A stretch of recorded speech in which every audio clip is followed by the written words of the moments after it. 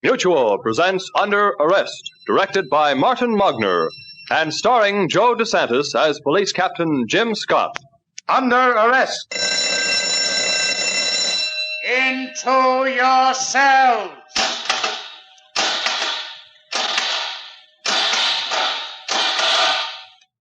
Criminals Behind Bars. Under Arrest, the story of Police Captain Jim Scott's fight against crime.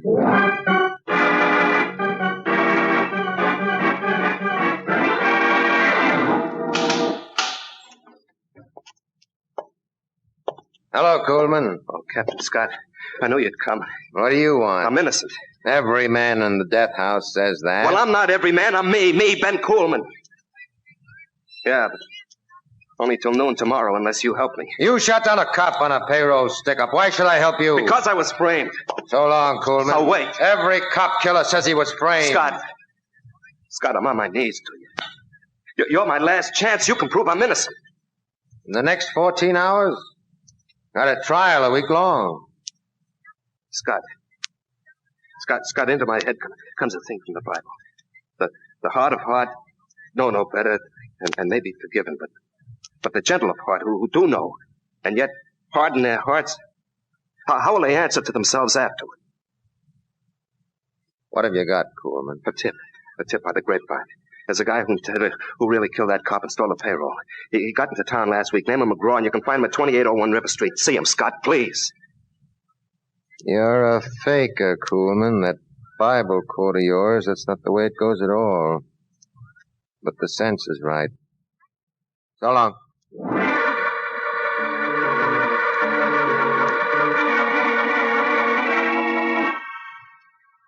The devil himself must have been behind that young fellow, Ben Coolman, to make him haul off and sock me with that misquote from the Bible. Because it got me.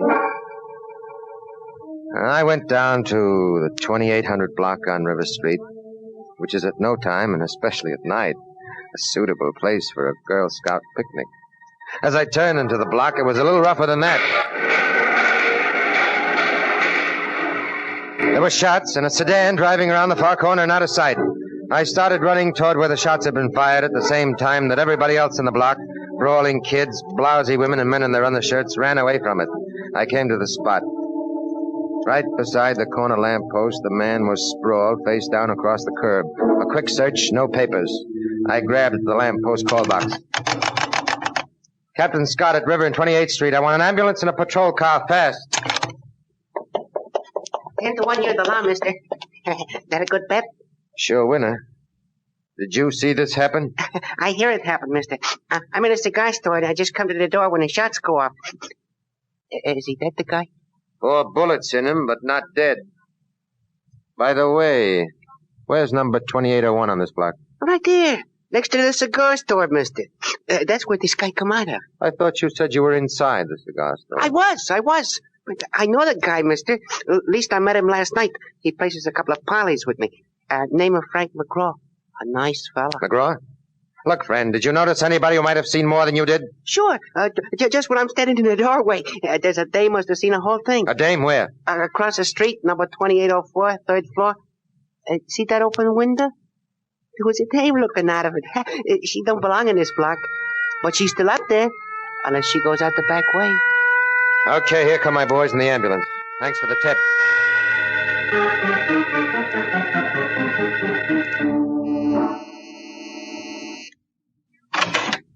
Yes? I'm Captain Jim Scott, Police Headquarters. I'd like to talk to you a minute, Mr. Bud Ellison. Come on in. Thanks. This way. After you. Oh, what's on your mind, Captain? Oh, excuse me. Captain Scott, Police. This is my friend of mine, Edie. Hiya. You probably both know, a few minutes ago there was a serious accident in River Street right out front here. Accident, Captain? What kind? I wonder if either of you saw it, or any part of it. Well, I've been in the kitchen, Captain, fixing up some scrambled eggs. You can't see the street from there. Only from this room. I see both windows are open. Miss, did you happen to see anything? I was reading a magazine, Captain. How you must concentrate. Did you hear any noise? Yeah, come to think of it. Thought it was kids with firecrackers or a truck backfiring. So naturally I heard your siren and looked out. A fellow down in the street told me he saw a woman looking out of one of these windows just before the accident. Said she must have seen the whole thing. Bud, you hiding my rival somewhere in here? Edie's the only lady here, Captain. I guess we can't help you. What kind of an accident was it? I guess I shouldn't have called it an accident. It was more like attempted murder. Sorry to have bothered you both. Good night. Good night, Captain. Gosh. The guy shot down right in the street. It happens. Well, the streets were full of kids, people. What kind of a murdering moron would shoot and not care what he hit? Sounded to me like he hit just the guy he meant to. Only he didn't entirely get him. How do you know he didn't? That cop said it was attempted murder. To me, that means the guy's still alive. I must say Captain Scott got here fast. Yeah, he seemed to climb right up out of the ground. The guy fell down and boom, there he was. What? I mean, he showed up right after shots were fired. Happenstance sort of. Edie, you did see what happened. No, I didn't. You were at the window. Scott said somebody saw a woman, and it couldn't have been anybody but you. Why didn't you tell him? I didn't see anything, Bud. You told Scott you were reading a magazine. There isn't even a magazine in this room. Bud, come here. You saw the whole thing. Why didn't you tell Scott? Come here, Bud. Put your arms around me. You afraid of gangsters or something? Listen, Bud, if I said I saw it, it'd get in the papers, wouldn't it? And my husband would read it. Your husband? I didn't tell you before, Bud, but I'm married. And if my husband found out I was seeing you, he'd get mad. So really, I was protecting you, Bud. You mad at me? They'll catch that killer some other way.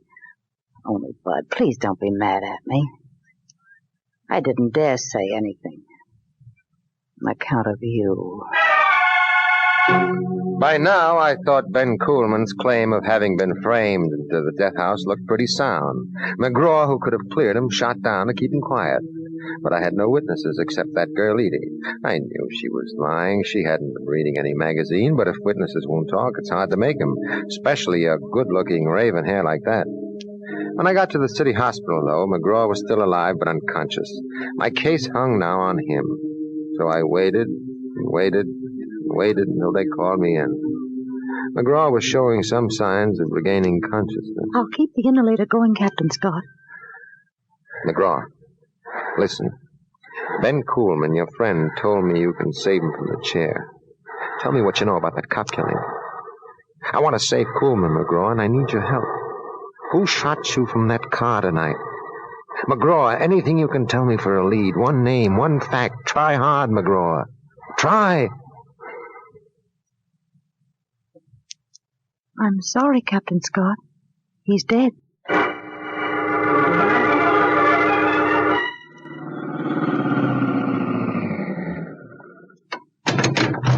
Joey? What are you doing in the garage? I knew you'd be coming back to the house to change the plates on the car, Joey. Besides, I got news. Listen, look. I know I got McGraw. That could wait. It's not that, Joey. From the street, somebody saw me at the window. And a cop came up to that guy's apartment. Oh, Bud Ellison's? It wasn't a blue boy, either. It was a plainclothes captain, Jim Scott. Did you tell him anything? No. Pretty soon, Bud Ellison doped out. I saw the thing happen. The only way I could shut him up was tell him I was married, and my husband would find out about it. Well, honey bunch, that's true enough. Then what? I got him quiet. When I left, I went into a beanery across the way, and pretty soon he came out and went, where do you think? To headquarters. Why? Looking for Scott, I guess. Came out right away, and then I tailed him to the city hospital where McGraw is. Then he came out of there and went home. Just like a woman to hold the big news to the last. This is bad, Edie. But you ought to get me out of town tonight. Change the license plate and let's go. Let me think, will you? If McGraw was out of the way, they could never hang that cop killing on you, and Ben Kuhlman take the long sit tomorrow.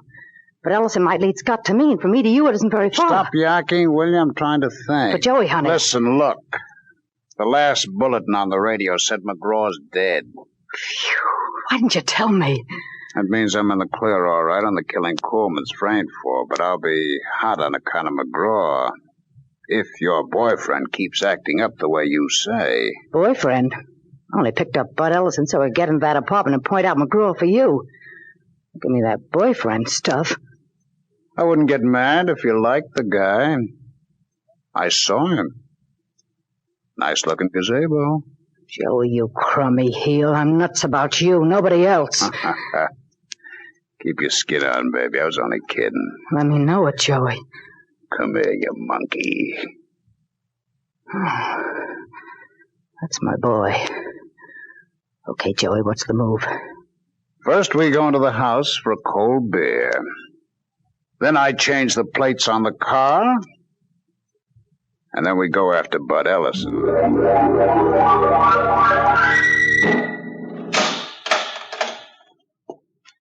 I'm back, Coleman. Oh, Scott. Did you see McGraw? Yeah, I saw McGraw. 4 bullets from a car just as I got there. Dead? Later. What could he have told me, Coleman? The name of the guy who killed that cop. He saw the stick-up happen. It was upstate. He got scared and ran away.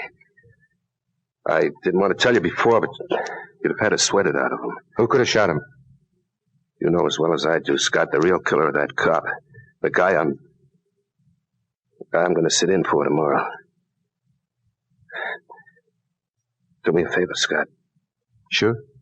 This envelope. Inside there's a picture of my folks out west and my wife. I refused to see her the last 6 months.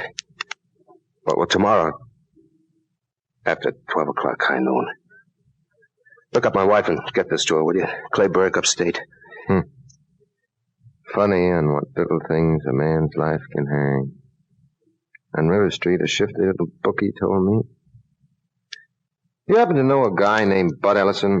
No. Well, he might have been of some help, but he wasn't. How about a girl named Edie? Edie what? I didn't get the last name. Is she tall? Black hair and violet eyes? You know her? Well, look at this snapshot. That girl, Edie's your wife. Yeah. Where'd you see her, Scott? Didn't she tell you who she was? No, she didn't, but... Well, there was no reason to, Coleman. Well, where'd you see her? On River Street, near where McGraw got shot. Oh. I wrote to her about McGraw only last week, soon as I found out. She must have been on her way to see him. Scott, you can find her. Maybe she talked to McGraw before you got there. Find her, Scott, please. Yes, Coleman, I will. If Edie's anywhere in the state, I'll find her. Sleep tight, kid, and pray hard. Maybe it's gonna pay off.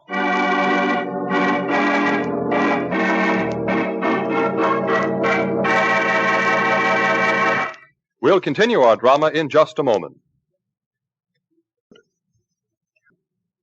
Now, we return you to Under Arrest.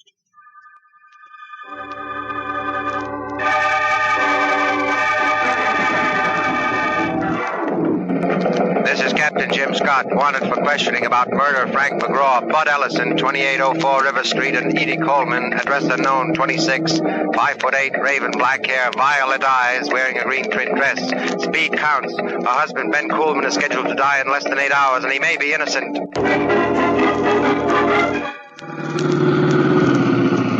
This is sucker stuff, Joey, coming right back to River Street. Listen, look. We got to get our hands on Bud Ellison. He can sink us both. Clean this up, Edie, and we beat it to the West Coast and enjoy that dough at last. Okay, Joey. Here I go.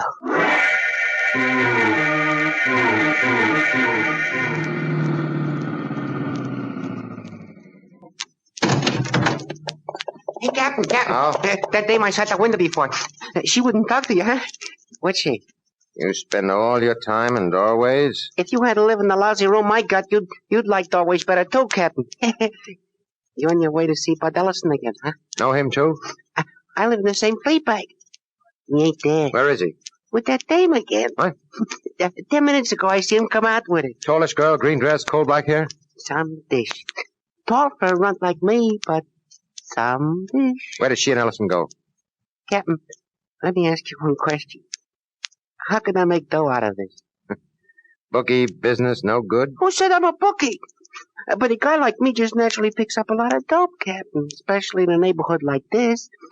With business so lousy, I could go on relief, or I could peddle hot tips here and there. To you, for instance? You'd rather be a stool pigeon than a reliever? Well, it comes to the same thing, Captain. Either way, it's a taxpayer's money I get, but earning it lets me keep my self-respect. What's your name? Shifty Bass. Listen, Shifty. Hey, let go. Hey, what's the matter? You're a bookie, and I can run you in unless you talk. Hey, you listen. Now, where did Ellison and the girl go? They went around the corner, 2 blocks up. Horse Players Tavern, the paddock. Paddock, thanks. What a...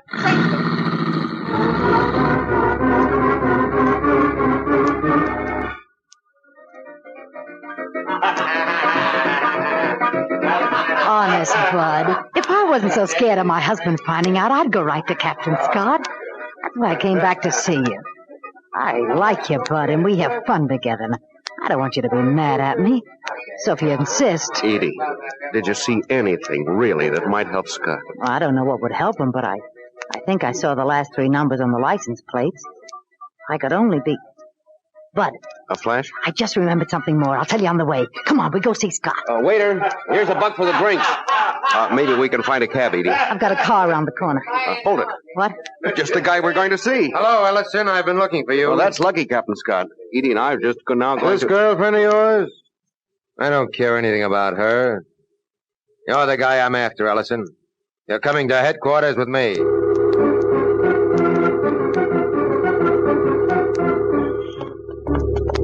But Captain Scott, I had Edie persuaded to tell you what she saw of that shooting. Why'd you grab me? This is my car.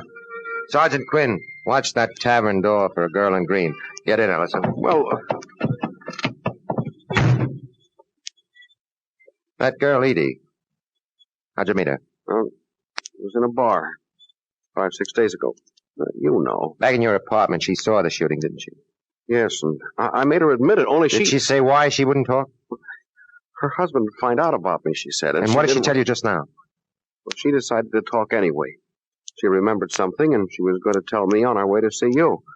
She said she had a car near here someplace. Did she say where exactly? Just around the corner. I knew I was right to haul you out of there. Ellison, she wasn't going to take you anywhere near headquarters. What? Wait a second. Scott and car X27 calling headquarters. Scott and car X27. Get this.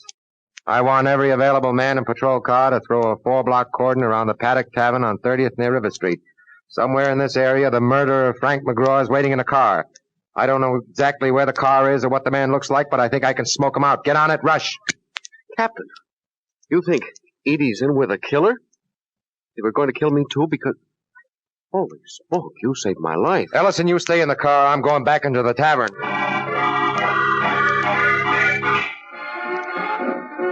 Raven-haired Edie was sitting in the booth where we'd left her, and I sat down opposite her.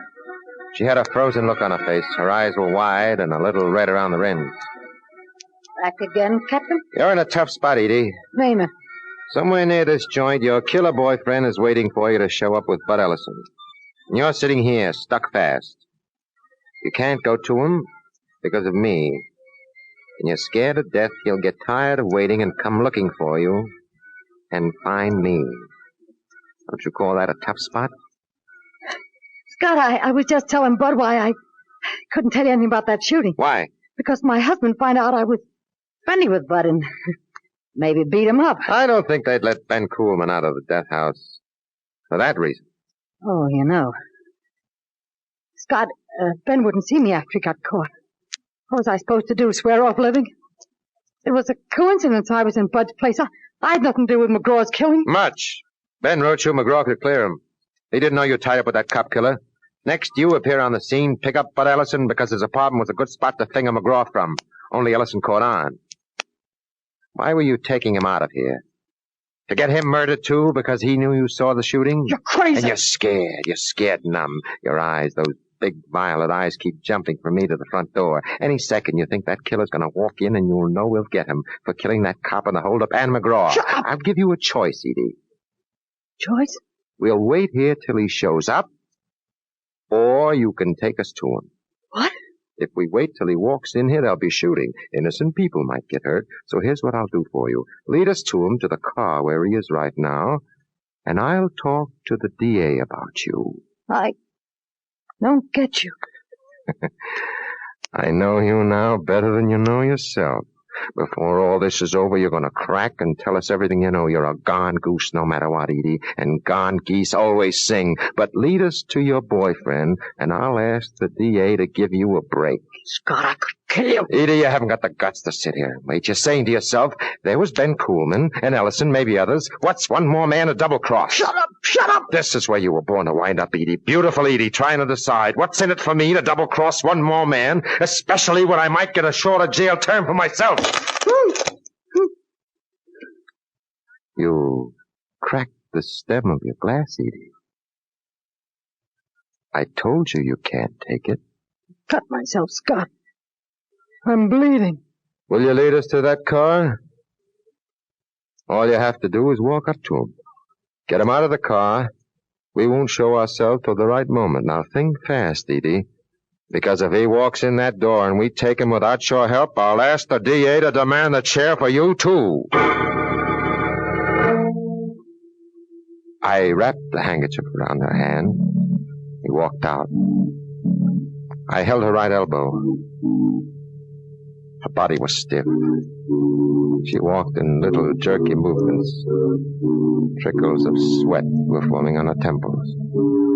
Out in the street, I passed the word to my boys and sent her on ahead.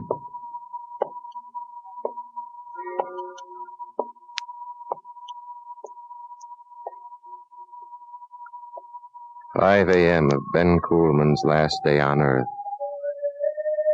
There was no traffic, and in each block maybe only 2 or 3 all-night parkers. Off in the east, across the river, the sky showed a faint tinge of gray. Suddenly the air had a damp, chill feel to it. Up ahead, Edie turned one more corner.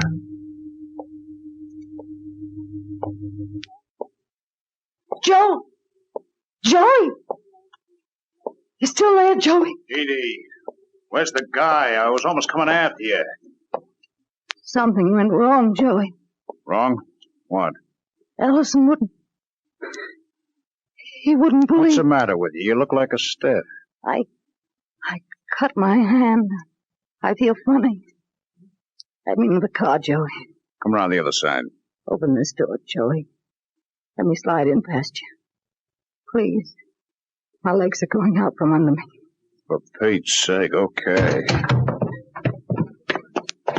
Okay, climb in. Joey. Get in, will you? We gotta get out of town fast now. Joey, I wish I'd known you somewhere else. I wish we were 2 other people. Joey, I love you. All right, you, hands in the air. Cops. Hands in the air, you're under arrest. Edie. A double-crosser. You led him to me. Drop that gun, you. I love you, Joey. No matter what happens, I love you. I love you. Shut up. No! I hate your... That takes care of her, copper. Now come on, get me. Quinn, let him have it.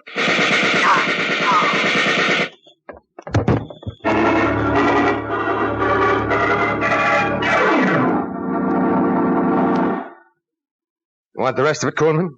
Sure, go ahead.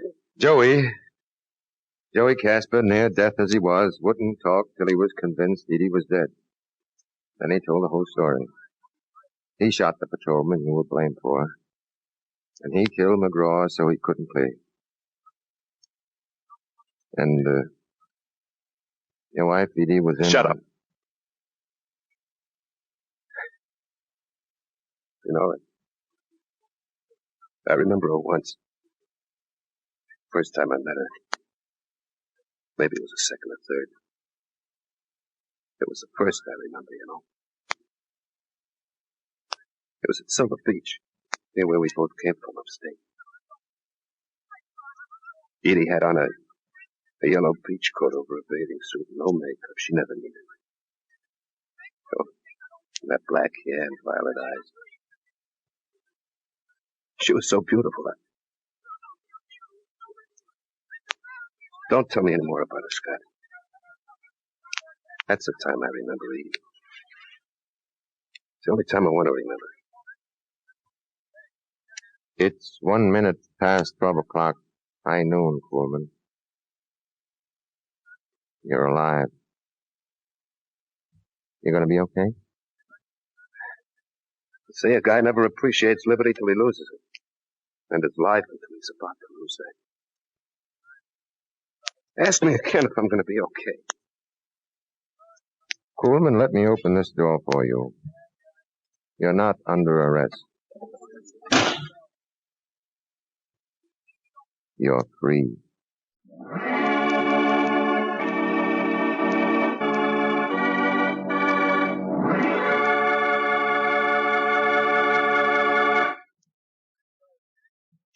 Captain Jim Scott will be back in just a moment. Be with me, will you, in my fight against crime.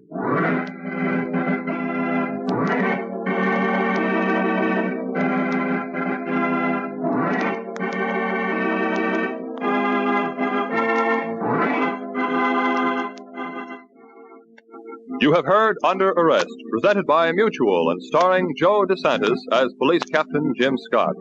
Today's case was especially dramatized for Under Arrest by Paul Milton. Original music was composed and played by Al Finelli. Heard in today's cast were Linda Watkins, Ralph Bell, Larry Hames, and Louis Van Ruten. All names of persons used in Under Arrest are fictitious. Any resemblance to names of actual persons, living or dead, is coincidental. This is Jack Barron speaking. This is the Mutual Broadcasting System.